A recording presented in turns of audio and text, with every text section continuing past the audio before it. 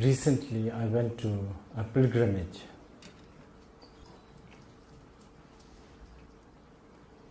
Actually not far from where I was born, but I've never been there. Of course, we grow up hearing about it, but as in many cases, sometimes when it is so close, we don't appreciate, so we don't go. The place is in Bhutan, northeast Bhutan. It's right at the border. The place is considered where Lady Yeshe Tsogyal was enlightened. Yeshe Tsogyal was a queen of one of the most important king of Tibet, King Trisong Gyaltsen. Trisong Gyaltsen, as some of you who are new, was responsible for bringing the Buddha Dharma very seriously. He was the man who sent the best young Tibetans, thousands of them, to India to become a translator. And he was the one who commissioned the translation of the Buddha sutras and the shastras to Tibet. Yeshe Tsogyal became disciple of Guru Padmasambhava, one great Indian saint and scholar. Guru Padmasambhava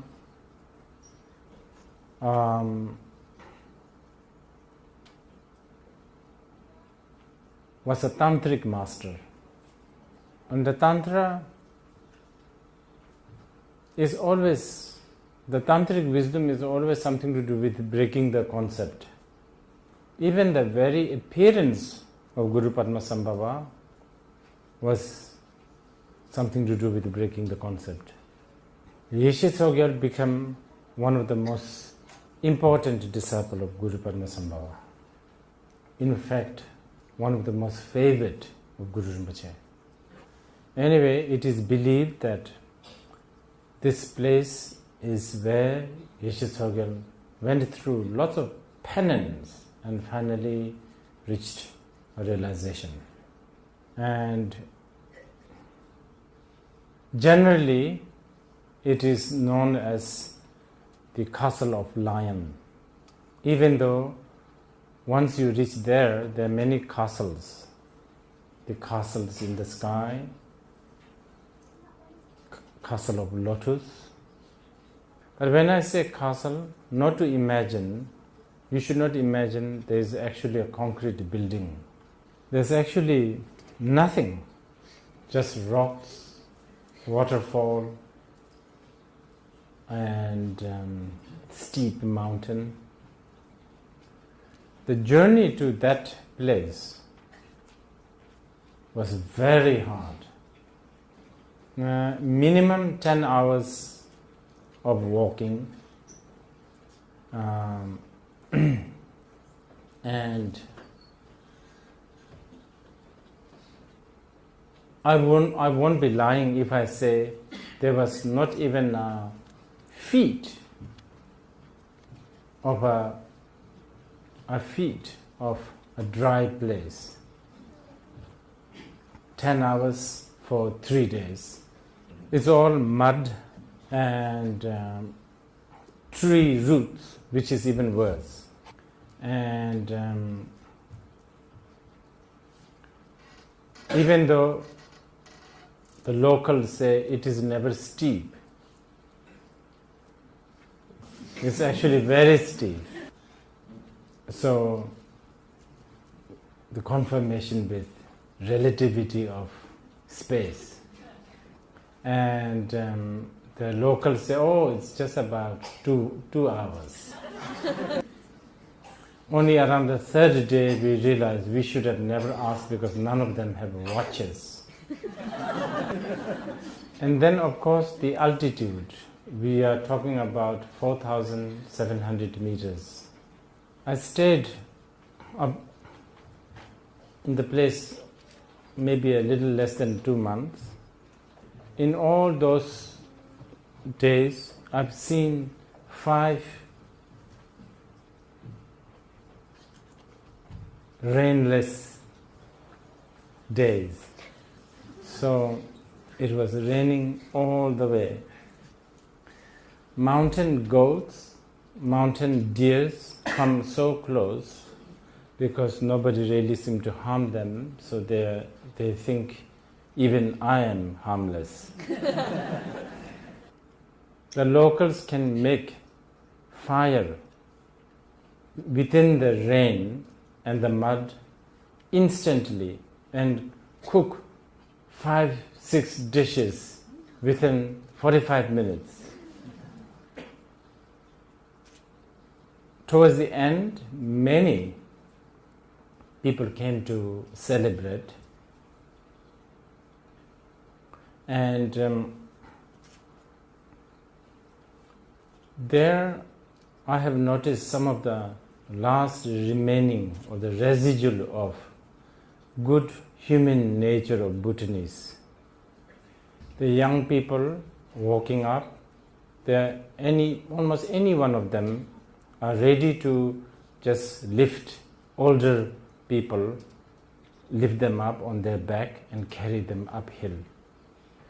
I'm telling you this story because we are supposedly talking about day-to-day life and Buddha Dharma, how to combine. This is the most difficult one. Combining the spiritual path and day-to-day life is so difficult. Probably the most difficult. This is because, first of all, life, so-called life, and it's, so-called life, when we say day-to-day life and its purpose, its function is very vague. This vagueness of life is actually a mystery, I would say. Even though there is supposedly a clear direction that are taught by great saints of the past or great philosophers of the past or the great economists of the present, it always boils down to yourself. Only we, ourselves, individually, we will have to decipher, decode this vague, complicated and mysterious life. Of course,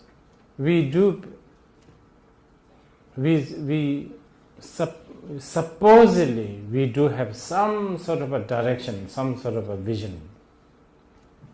As a worldly being, we are supposed to be healthy, wealthy, happy, but each of them, health, wealth, happy, they are themselves very vague.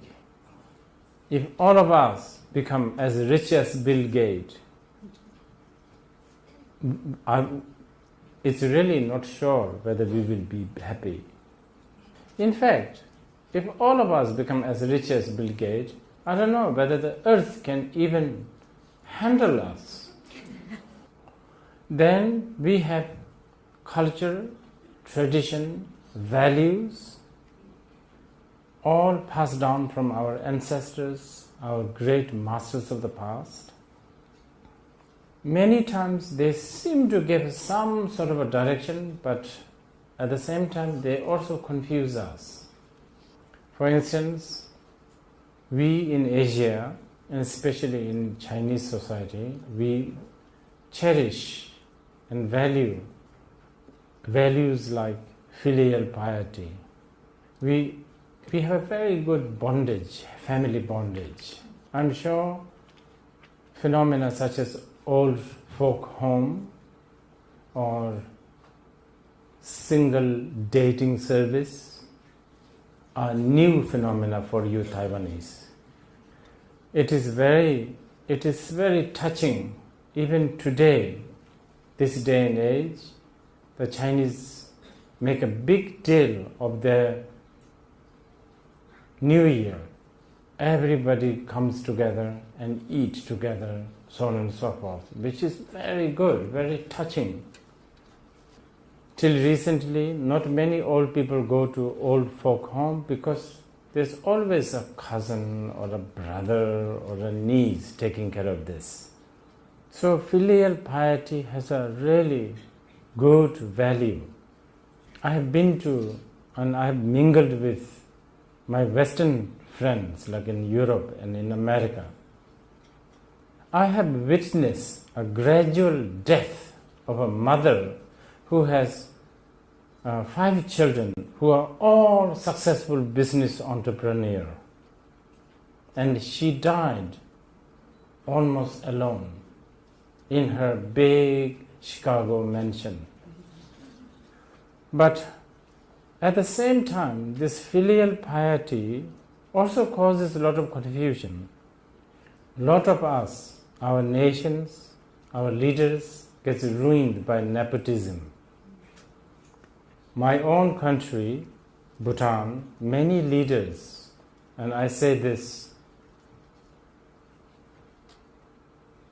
I hope there's no Bhutanese here. I say this, many of the leaders, their nepotism is so strong. So a big business, big whatever opportunity is always, if you are a powerful person, you always give it to your kin, your friends. I believe it is like that in China. In India, one of the chief minister of a biggest state of India, when he was imprisoned, he just called his wife and make her the chief minister while he is in prison. So there are things that we treasure in our life, things that we consider wholesome in our worldly, mundane life, many times confuses us. So this is why to talk about how to combine Buddha Dharma and day-to-day life is really most difficult.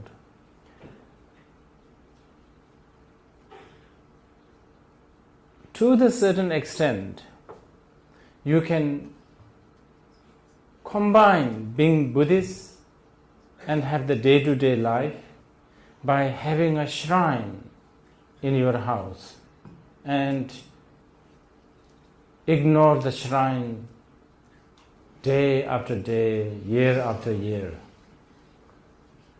A Buddha's picture or something.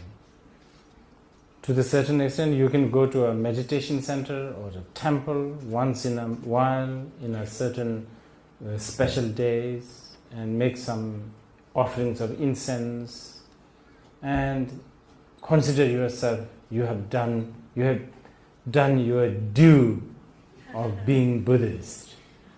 You can enroll in some, center or a group, sort of basically join a club. But this is what also the Christians do. They go to Sunday to the church and then they do whatever they need to do, and then But is this enough for us to be Buddhist and to live day by day? Now, as if the challenge of life being vague is not enough, Buddhism itself is complicated. So, to combine the vague life that we seem to have and Buddha Dharma that is so complicated, it's going to be difficult. I call it complicated because Buddhism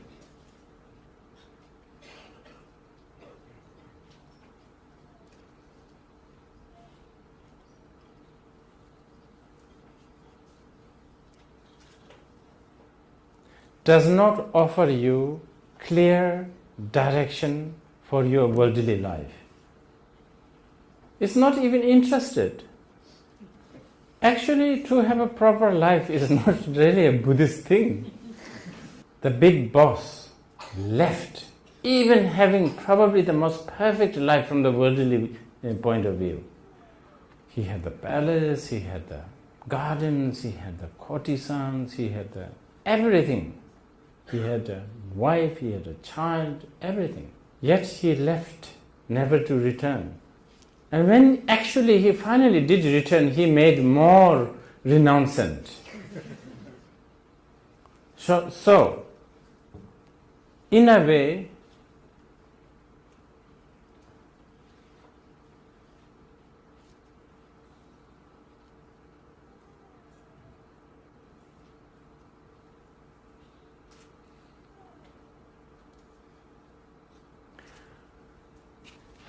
to combine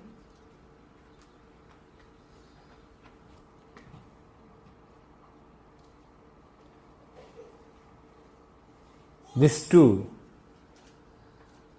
strategy to live a life and with attitude of reluctant in living in this strategic, this worldly life. Those two are complicated. Having heard all of that, now the question is, so what do we do? Clearly we know that we cannot give up everything and become a cave dweller. Yet many of us, we adore Shakyamuni. We are convinced by his teachings. We think that that is probably the only way to save ourselves and others. So how do we do this?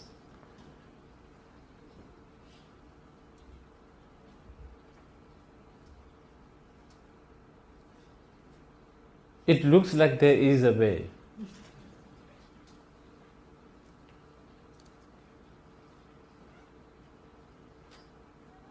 As complicated as it sounds, all of things that I've just said, it all boils down to your attitude.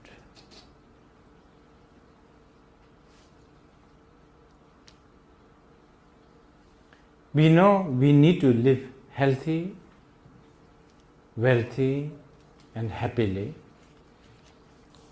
And we should try to do whatever it takes. As long as it's not harming someone else, we should try to do whatever it takes to make that happen. A plastic surgery? Why not?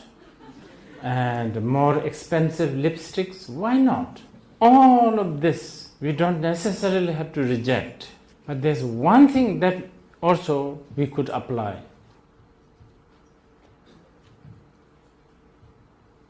Living consciously, which is also art of dying consciously. To more likely to learn how to die consciously, how to not live the life blindly and unconsciously, how to not to shop as if we are going to live another 1,000 years, how to not look at your children as a living investment, how to love them, yet how to love them, but how to never trust their emotion, how to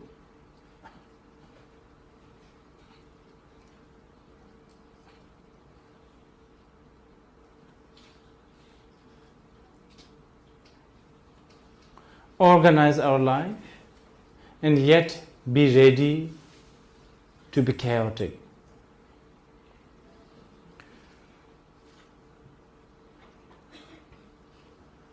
How to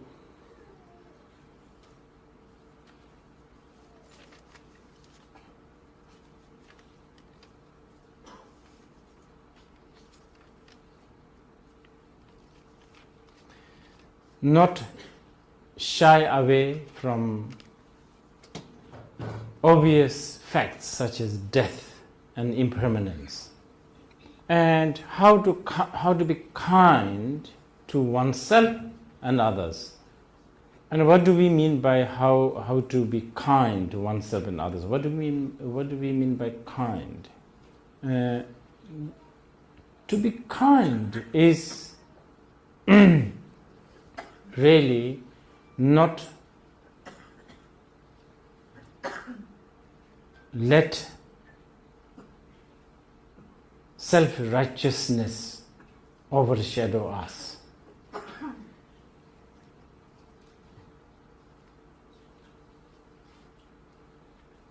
And not impose that righteousness to others.